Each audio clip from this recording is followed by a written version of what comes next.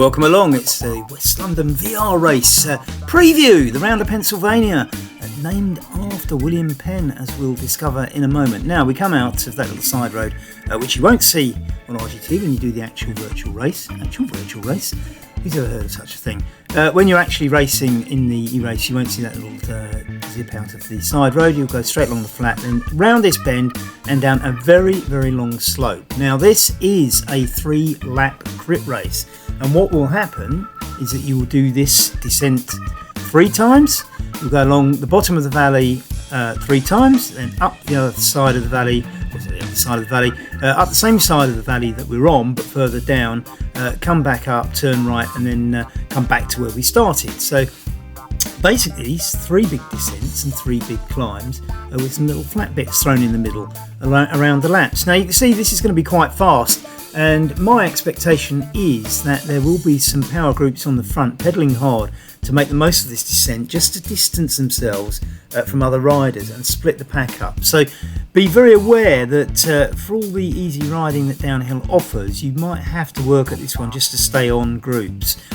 Beware of that, and remember to, like with all these races, it will be a fast and furious start, so make sure you're pedaling very, very hard and got your cadence up as soon as the race starts, and you get the 3-4 second warning, of course, on the screen that it's about to start. So make sure you're pedaling hard and make sure you keep working down here. Now, we just passed the sign for Jordan's there.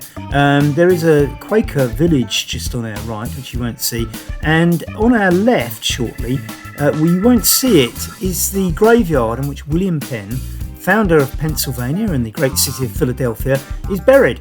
He actually died in poverty despite founding that great US state and the city of Philadelphia, as I say, ended up in poverty, buried here. We're just sort of northwest of London, in a place, well, we're in Jordan's, as you see with the sign. It's just outside Chalfont or Beaconsfield, if you ever want to look for it on a map. And as I say, William Penn buried on a cemetery that is just to our left. Now, we're still going down this hill, and it will build up a lot of speed because it lasts for a long time. So don't assume that you'll be having any hard bits other than just staying on groups here for quite some time, because the other hill that we're going to go up, which is comparable to this, is like this, fairly gentle in gradient. Although you get a great speed up on this because it's so long, the gradient isn't too bad.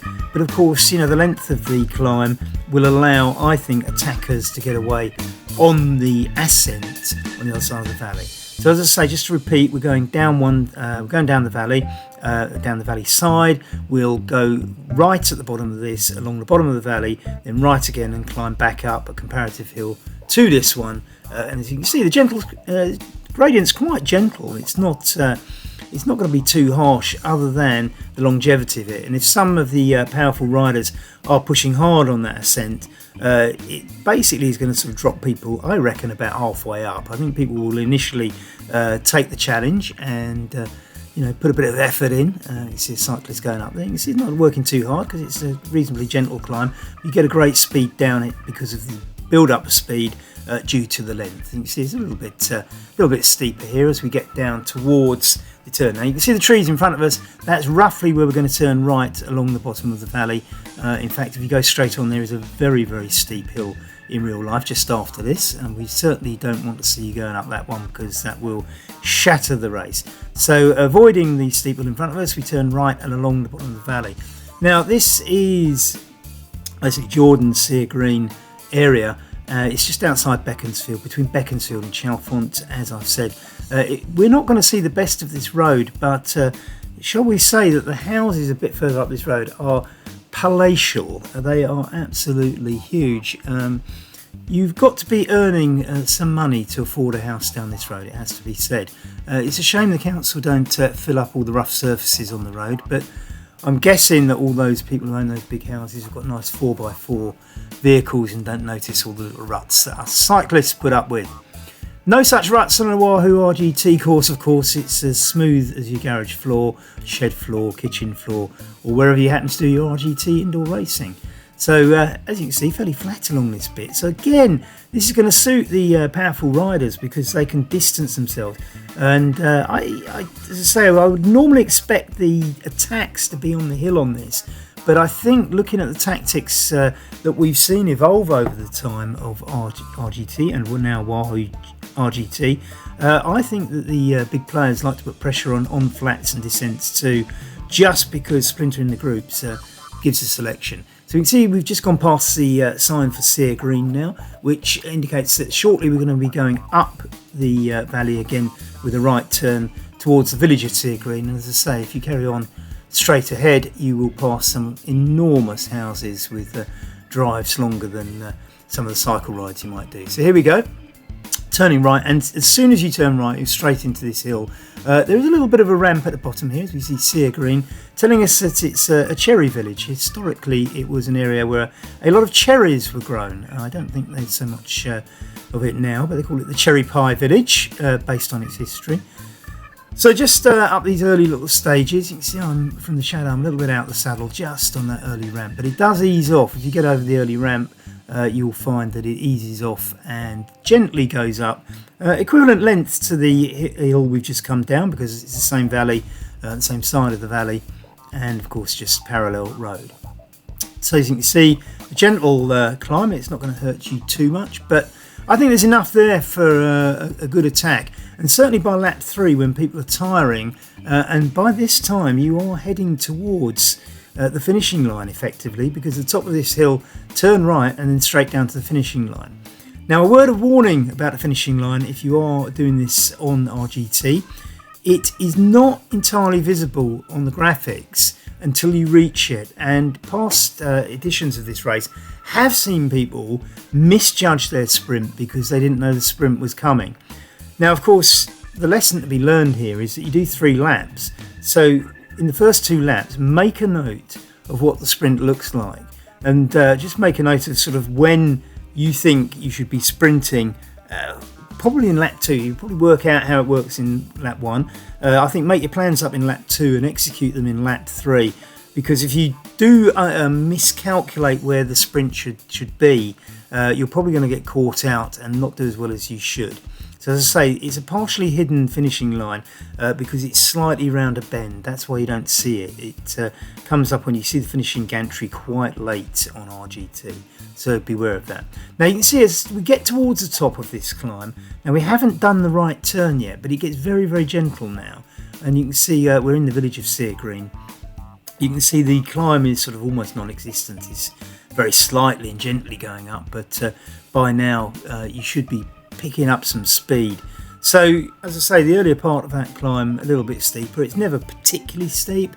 The first little ramp is the steepest bit, and that's about it. You can see it almost looks flat here. In fact, it probably does level out before we do the right turn and head back towards Chalfont and the finishing line, of course. You see, just a little bit of a gentle rise now. Still, it's not quite flat, is it? And ahead of us will be the sharp right-hand turn, and that will be the beginning of the countdown towards the finish. Now, you don't want to start sprinting when we get to this turn because there's still a way to go. But again, as soon as you do the right turn, I think in lap 1, make a big mental note of where you think your sprint should start and how you want to play that on the way back. So there's a little bit to go. We just go past these fields, and as I say, there is a sharp right bend coming up shortly. Lovely sunny day here, but you can see this was actually filmed at winter time because there's no leaves, or very few leaves on the trees, but a very nice place to go cycling in real life if you're out this way, the whole Sear Green, Jordans, Beaconsfield area. It's got some nice punchy climbs as well, not very high though. If you want higher climbs, you need to go further out into the Chiltern Hills, which is basically the area. This is the Chiltern Hills, but this is the kind of lower end of it, so the climbs tend to be a little bit shorter than they will if you go further out toward Aylesbury. So that's it, that's our climbing done for the day. We are now on the flat as we head up to this right hand turn that we're going to see in a moment, and you can see the car ahead is probably going to make that right turn very, very shortly as we get into the trees. I think if it's it, yes, you can see the red van coming around the turn. So this is the turn into what I would call the home straight, albeit that the way RGT has constructed the Magic Roads course, you are going to not see that finishing line quite as clearly as you might expect, because it's just tucked around the bend where we started to go down that slope. So here we are, we're on the final straight here, and I'm not quite sure how long there is to go, but you really need to be watching, because somebody might just make a big break here, and it's got to be monitored. Sometimes the peloton will sit and look at each other and it doesn't quite work out, and somebody gets away. But we are now just about approaching where we started, and you'll remember that little switch, that little right turn, which is what the finishing line is on, came very, very close. So we're into the last few hundred metres now. I'm actually going to turn into where we started, so you're not quite going to see the finish. But this is it. This is where we started, and I'm going to turn in there. So you've seen a whole lap, but where that guy is on the bike now is probably where the finishing line is. And as I say, it's just tucked around the corner. Good luck on the day.